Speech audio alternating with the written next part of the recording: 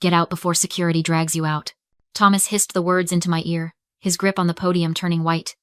He thought he was whispering, but the microphone caught every syllable of his rage. I didn't flinch. I didn't whisper back. I leaned directly into the mic, so the entire room, his investors, his friends, his creditors could hear the verdict. Security? You might want to save them for yourself, Dad. Before I tell you what was on the document I was holding and why the police were already waiting by the exits, drop a comment and let me know where you're watching from and what time it is for you right now. I want to see how far this story travels. 13 years ago, the rain didn't sound like applause. It sounded like a verdict. I wasn't a risk auditor back then. I was just Winifred, 15 years old, standing in the center of a bedroom that smelled like lavender and iron. Haley was 12. She sat on the edge of her bed, holding Dad's antique letter opener. There was a thin red line running down her forearm, blood dripping onto the pristine white rug. She wasn't crying. She was smiling at me. A cold, thin expression that didn't reach her eyes. You should have let me borrow the dress, Winnie, she whispered. Then, she heard heavy footsteps in the hallway. The smile vanished. She threw her head back and screamed a sound so raw and terrified it made my blood run cold. The door flew open. Thomas and Susan rushed in. They saw the blood. They saw the blade on the floor near my feet. They saw Haley sobbing, pointing a shaking finger at me. She tried to kill me. She said I was a brat and she cut me. A normal father would have asked questions. He would have looked at the angle of the wound. He would have seen that I was standing 10 feet away. But Thomas wasn't a normal father. He didn't look at me with anger. He looked at me with relief. That was the moment I finally understood the architecture of his mind. Thomas suffered from the gatekeeper's delusion. He didn't see us as human beings with independent souls. He saw us as assets in his portfolio. Haley was the high-performing stock, pretty, compliant, valuable. I was the defective asset. I was too quiet, too observant, too difficult. To a narcissist like Thomas, a child isn't loved. They are managed. And when an asset becomes a liability, you don't fix it. You liquidate it. He didn't want the truth. He wanted an excuse. I knew it, he said, his voice terrifyingly calm. I knew you were sick. He didn't call the police. He didn't call a doctor. He marched me downstairs into his study and slammed a piece of paper onto the mahogany desk. It was handwritten, the ink still wet. Sign it, he ordered. I read the words through my tears. It was a confession. I, Winifred Sterling, admit to violent tendencies. I am voluntarily leaving this home because I am a danger to my family. I am a runaway. Dad, I didn't do it. She did it herself. Please, sign it. He cut me off. Or, I call the cops right now. You'll go to juvenile detention. You'll be in the system until you're 21. Sign the paper, leave quietly, and I won't press charges. Susan stood in the doorway, watching. She knew Haley. She knew her lies. But she said nothing. She chose her comfort over my life. I signed. My hand shook so hard the signature looked like a seismograph of an earthquake. I thought signing would buy me time. I thought it would calm him down. I was wrong. He grabbed my arm and dragged me to the front door. He opened it. The storm wasn't just rain. It was a tropical depression battering the coast of Charleston. The wind howled like a dying animal. You're a liability, Winifred, he said. And I'm balancing the books. He shoved me. I stumbled down the wet steps, landing hard on the concrete driveway. The rain soaked through my thin shirt in seconds. I turned back, gasping, ready to beg. The door slammed. Then came the sound that has haunted my sleep for over a decade. Click. The deadbolt sliding home. He thought he was throwing out the trash. He didn't know he was planting a landmine. And 13 years later, standing on his stage, I was finally ready to detonate. I didn't make it far. The storm wasn't just weather. It was a physical weight, pressing me into the pavement. I remember walking until my feet went numb, then until my legs felt like lead. I remember the headlights of a passing car, not slowing down, just spraying a wall of dirty water over me. And then I remember the ground coming up to meet my face. I didn't dream. There was just cold. And then, jarringly, there was warmth. I woke up to the smell of antiseptic and coffee. Not a hospital, it was too quiet for that. It was a private clinic. My clothes were gone, replaced by a dry medical gown. There was an IV in my arm. Sitting in the chair next to the bed wasn't a nurse. It was a woman in a charcoal suit that looked like armor. She was reading the soggy, ink-stained confession my father had forced me to sign. She looked up. Her eyes were sharp, gray, and completely unreadable. You have a concussion and mild hypothermia, she said. Her voice wasn't motherly. It was the voice of someone who cross-examines people for a living. I found you 3 miles from the Sterling estate. I'm Catherine. I tried to sit up, but the room spun. The paper, I croaked. I have to. He said if I didn't sign it, he'd call the police. She finished for me. She held up the paper by the corner, like it was contaminated evidence. This is a fascinating document, Winifred. Your father thinks he's very clever. He thinks this proves you ran away. He thinks this absolves him of child abandonment charges. She folded the paper neatly and put it into her leather portfolio. But in the eyes of the law, a coerced confession from a minor under duress isn't a shield. It's a weapon. And he just handed it to us. I didn't understand. I was 15, terrified, and convinced my life was over. I can't go back, I whispered. He locked the door. I know, Catherine said. She leaned forward. And you aren't going back. If I call CPS, they'll put you in the system. Your father will fight it. He has money, he has lawyers, and he has a liar for a younger daughter. You might win, but it will take years, and it will break you. She poured me a glass of water. Or, she said, you can disappear. You can let him believe he won. You can let him get comfortable. You can let him think he owns that house, that life, that legacy. She paused, letting the words settle in the quiet room. Thomas Sterling is a narcissist. Narcissists always overreach when they think they're safe. He will make a mistake. He will get greedy. And when he does, you won't just be a victim asking for help. You'll be the executioner. I looked at her. For the first time in my life, someone wasn't looking at me with pity or disdain. She was looking at me like I was an investment. Why? I asked. Because I hate bullies, she said simply. And I have a spare room. That night, Winifred Sterling, the victim, died in that clinic. The girl who walked out the next morning was someone else entirely. I didn't cry for my parents. I didn't mourn the sister who betrayed me. I buried them. I spent the next 13 years learning the language of my enemy. I learned law. I learned finance. I learned that patience isn't passivity, it's a siege. Thomas thought he had erased me. He didn't realize he had just sent me to boot camp. Fast forward 13 years. I am 28 years old now. I don't wear hand-me-downs. I wear tailored suits that cost more than my father's car. I work for a firm that specializes in forensic risk auditing. Basically, when a billion-dollar company starts smelling like rot, they send me in to find the dead body. I was sitting in my glass-walled office in Charleston, staring at a spreadsheet that was bleeding red ink. The company name at the top of the file was Sterling Enterprises.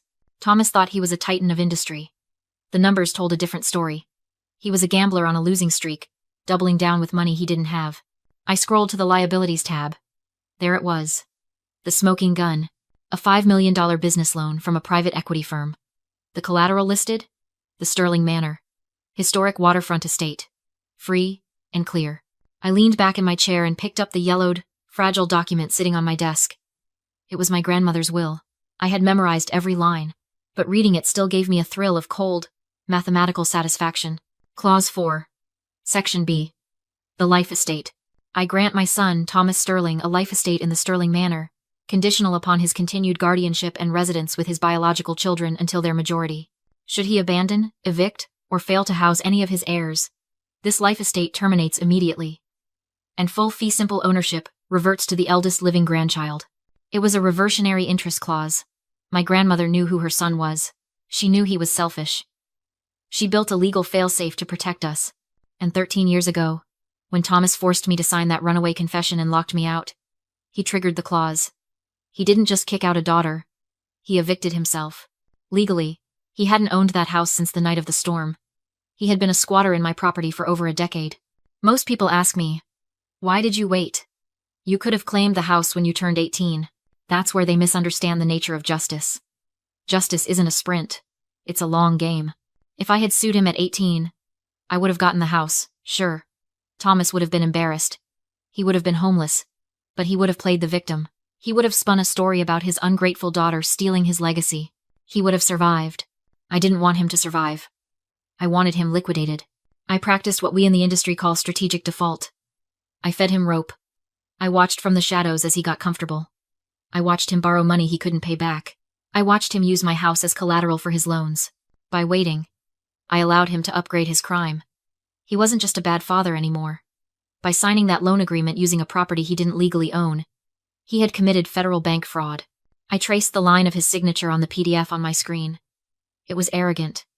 Looping. The signature of a man who thought he was untouchable. He had no idea that the defective asset he threw away had grown up to become the auditor. I checked the date. The Sterling Legacy Gala was tonight. He was planning to announce his comeback. He was going to stand on a stage in a house he stole, toasted by bankers he defrauded, and brag about a legacy he destroyed. I closed my laptop. I picked up the will, the deed, and the runaway confession. It was time to close the account. Ladies and gentlemen, I apologize for the interruption. Thomas boomed, trying to regain control of the room. He signaled to the two large men by the door. My daughter is clearly unwell. Please escort her out. The guard stepped forward. I didn't move. I simply held up a single manila folder. If you touch me, I said, my voice amplified by the mic, clear and steady, you will be assaulting the property owner, and I will press charges. The guards hesitated. They looked at Thomas, then at me. In the world of private security, liability is the only language that matters. And I looked like a liability. She's lying! Haley shrieked from the front row. She was 25 now, wearing a dress that cost more than my first car. But she still looked like that 12-year-old girl holding a letter opener. Get her out of here. Daddy. It's over, Dad, I said. The show is over. I pulled a USB drive from my pocket and plugged it into the podium's AV console. I didn't need to hack anything. Thomas's vanity meant the system was always ready for a slideshow of his achievements. The massive screen behind us flickered. The Man of the Year logo vanished. In its place, a high-resolution scan of a legal document appeared. The room went deadly silent. For those of you in the back, I said, this is the last will and testament of Grandma Sterling. Specifically, Clause 4, Section B. Thomas turned around. He saw the document. The blood drained from his face so fast he looked like a corpse standing upright. Turn it off! He screamed, lunging for the console. I stepped aside, letting him fumble with the buttons. He was too late. The words were already burned into the retinas of every banker, investor, and socialite in Charleston. Read it, Thomas, I said coldly. It says that your ownership of this estate is a life estate. It is conditional. You only own this house as long as you provide shelter for your biological heirs until they reach the age of majority. I clicked a button on the remote. The image changed. Now, the screen showed the runaway confession. The paper was yellowed, water-stained from the storm. The ink of my childish signature shaky and terrified. I, Winifred Sterling, admit to violent tendencies. I am voluntarily leaving. 13 years ago, I addressed the crowd. Thomas Sterling forced a 15-year-old girl to sign this lie to avoid jail. He then locked her out of this house during a tropical depression. I turned to my father. He was shaking, his hands gripping the podium for support. You thought this paper was your shield, Dad. You thought it proved I ran away. But under the terms of the will, it proves abandonment. I moved closer, letting the microphone catch every ragged breath he took. The moment you locked that deadbolt, you violated the life estate, I said. Ownership reverted to the eldest grandchild. I pointed to myself. Me. A ripple went through the crowd, no theatrics. Just the realization they were watching a downfall unfold. You've been trespassing for 13 years, I continued. Throwing parties in my living room. Sleeping in my bedroom. You can't, Thomas sputtered. I paid the taxes. You paid rent. And only because you were too busy stealing. One click revealed a slide. Sterling Enterprises loan agreement collateral. 12 Ocean View Drive. You used a house you don't own to secure a $5 million loan, I said, voice flat. That's bank fraud. And because the paperwork crossed state lines. Mail fraud. Bankers stood. Phones came out. Faces hardened. He saw it too, the walls closing in. You ruined everything, Thomas shouted. He lunged, fist raised. Before he reached me, a voice rang out. Federal marshals. Judge Catherine stepped forward, unrobed but unmistakably in command. I'm the judge who signed your sealed indictment, she said. U.S. Marshals stormed the room and tackled him. Thomas Sterling, you are under arrest for bank fraud, wire fraud, and aggravated assault. The handcuffs snapped shut louder than applause. He screamed for help. For me. For anyone. I leaned down. Not a mistake. An audit. You failed. He was dragged out. Silence followed. I faced my mother and sister. Their fear was no longer my responsibility. He's your father, my mother sobbed. He destroyed himself, I answered. She begged. Blamed fear. Claimed victimhood. I corrected her with the truth. She had stood by and watched. 2 envelopes. Eviction notices, I said. 1 hour. Take nothing that isn't yours. Where do we go? Haley whispered. You always wanted to be the only child, I told her. Now take care of Mom. I listened to the frantic exit bags, sobbing, The final slam of the door. For the first time in 13 years. The house was quiet. 3 months later, I sold it, paid the legitimate debts, cleared the ledger, and walked away with the surplus and a clean slate. People romanticize forgiveness. I don't. I settle the accounts. Justice balances the books.